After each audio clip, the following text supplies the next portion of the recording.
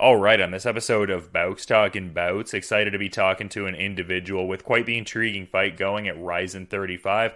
Transpires on April the 17th. We have Koji Takeda and Spike Carlyle getting out there and testing skills, and excited to be talking to Spike. How's everything going leading into this fight here, man? Seems like you're very excited. Uh, this is my dream come true. Everything's amazing.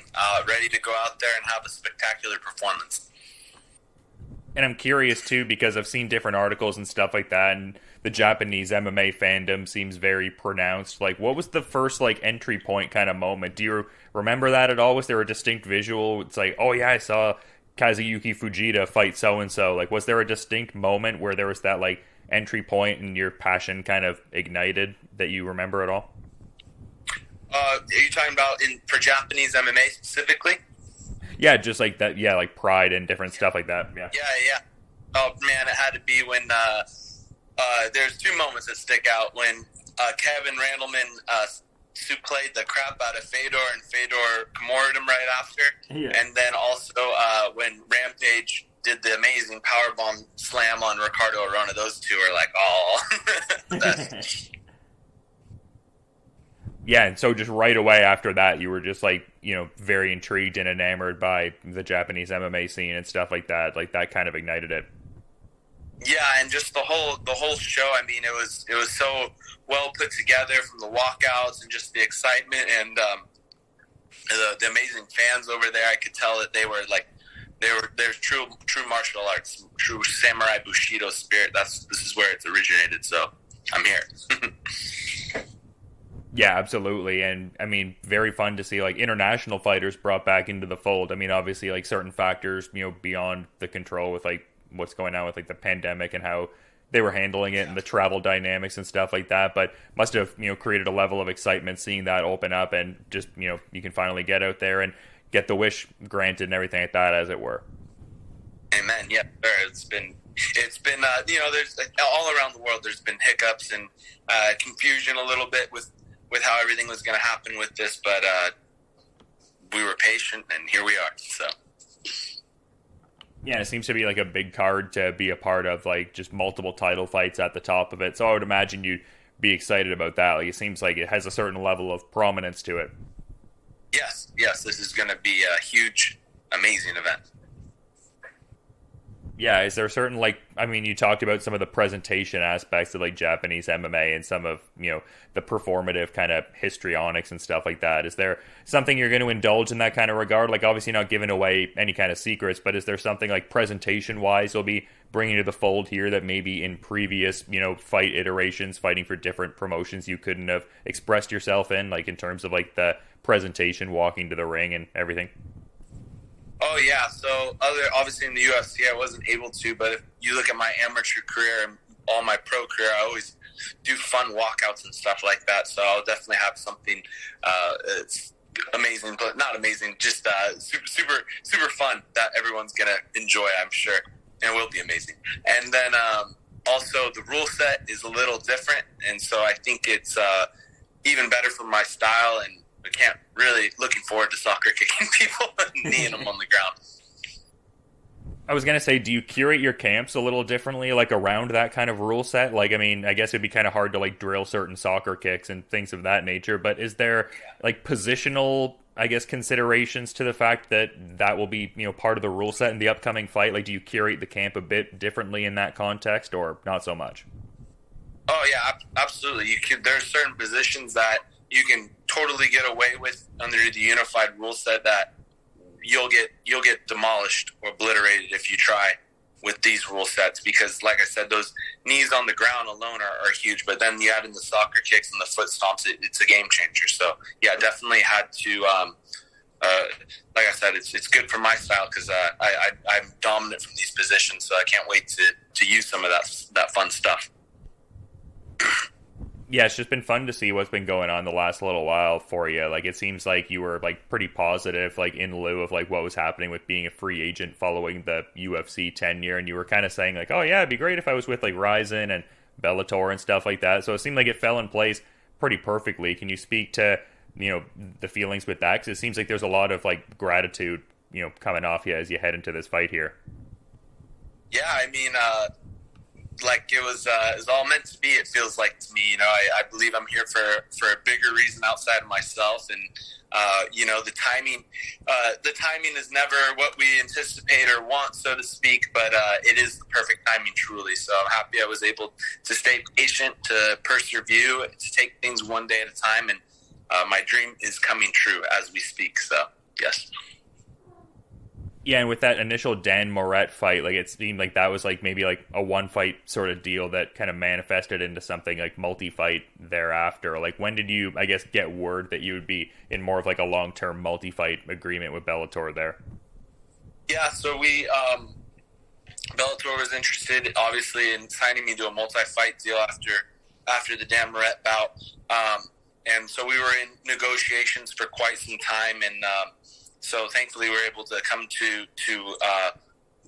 agreeable terms. So I signed that. Oh man, about 8 weeks ago, I want to say.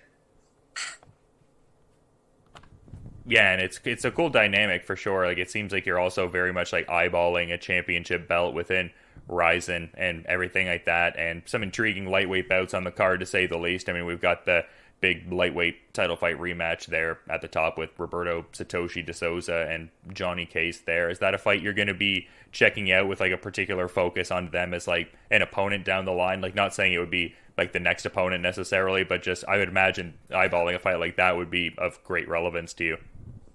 Yeah, so I've been watching Satoshi Souza for quite some time. I've been eyeing him. He's been at the top of the division. I haven't watched Johnny Case as much, but I've been watching Roberto for quite some time and watching his fights, and I definitely think I match up extremely well with him. And then, funny enough, Johnny's here. He's literally the room next door, and we met at the airport, and we hung out yesterday. We hung out today, and he wasn't able to. He's still trying to figure out his corner situation. I think his corner will be here tomorrow or Tuesday, God willing. And I was only able to bring one corner out. I was trying to bring out my second one, but there was some visa complications. So we're kind of teaming up right now, Team USA. So we're hitting it off real well. We're like buddies now. So hopefully we never have to fight. So, but he's a great dude. So I really like him. I haven't met Roberto. I'm sure he's a nice guy as well. Yeah, I've spoke to Roberto, and he's a nice guy. And funny enough, I actually just finished talking to Johnny Case just before I was talking to you there. So yeah, keeping it steady with the Rizin lightweights tonight on my schedule. There you go. Yeah, but I mean, I'm kind of curious because it seems like the training lab and also King's MMA were like the listed spaces you train out of on the different like information aggregators there. Like, what's the primary base of operations for you leading into this one? Are you training mostly out of those two spaces there? Yes. Those are where my two main training areas are. I have Mark Munoz out of the training lab, and then Benil Dariush at King's MMA Anaheim. And then my coach / corner for this is a longtime teammate and friend of mine who's been living up in Orange County with me for the last 5 or 6 weeks. His name's John Kim, and so he's here with me now. So it's been a phenomenal training camp. So we're ready to rock. Yeah, for sure. And in terms of like when you're getting ready to get out there, like are you an individual on a tape study level where you're allocating that to the coaches more so, and you're focusing on like your individual refinement, and then I guess interfacing that with their game plan after? Are you doing a fair bit of tape study on your opponents yourself? Like where are you at on that? Yeah, I not to toot my own horn, but I think I have an incredible mind, and I watch a lot of tape. I watch my opponent's Instagram. I kind of stalk them. I like to look at their interviews, see what their mindset is, and I know my skill set. Obviously, my coaches know my skill set, so we're always talking strategy and what's the best way to approach it. But I'm very much involved in that, and definitely a student of the sport and a student of my opponent to exploit them. Yeah, and I feel like an opponent in Koji Takeda would be a good look, just being a 5-fight Rizin veteran, a former deep champion. I imagine if you get the ideal outcome here in what looks on paper to be a pretty like action heavy, high octane fight, like I imagine that would be like a good way for you to like interject yourself into the scene and really kind of like make a splash, as it were. Absolutely, yes, definitely. Koji's style and mine are going to clash, and it will be spectacular. I was gonna say, was this someone you've seen for a while now, even outside of the context of like getting ready to fight him? Like, you strike me as a guy that's kind of like following the scene and watching the shows and stuff like that. Like, had you seen his stuff in like a fandom kind of perspective almost prior to this bout announcement, even? No, actually, not for him. I wasn't didn't know about him until they presented me the matchup. Then obviously I started watching tape that night type thing. So yeah, no, I didn't know who he was until now. So, but he definitely, I know, like you said, he's a 5-fight Rizin veteran, and I think it's going to be really, really good for myself. Yeah, for sure. And I'm kind of curious, like, in terms of like who gave you that nickname, the Alpha Ginger. I mean, it's a great nickname for sure. Like, who kind of gave you that nickname? Like, who bestowed the moniker upon you there? Yeah, so they asked me about that earlier today. So it was I got it when I think I was about 14 or 15 in high school. There was another ginger who was like bigger than me, and he was my buddy. We played football together. We wrestled together. He's a stud athlete, and we had a friendly competition to see who the Alpha Ginger was, and I was victorious. So I won the name, and now I'm the AG. I was gonna say, what was the nature of this competition? Like, what were some of the components to it?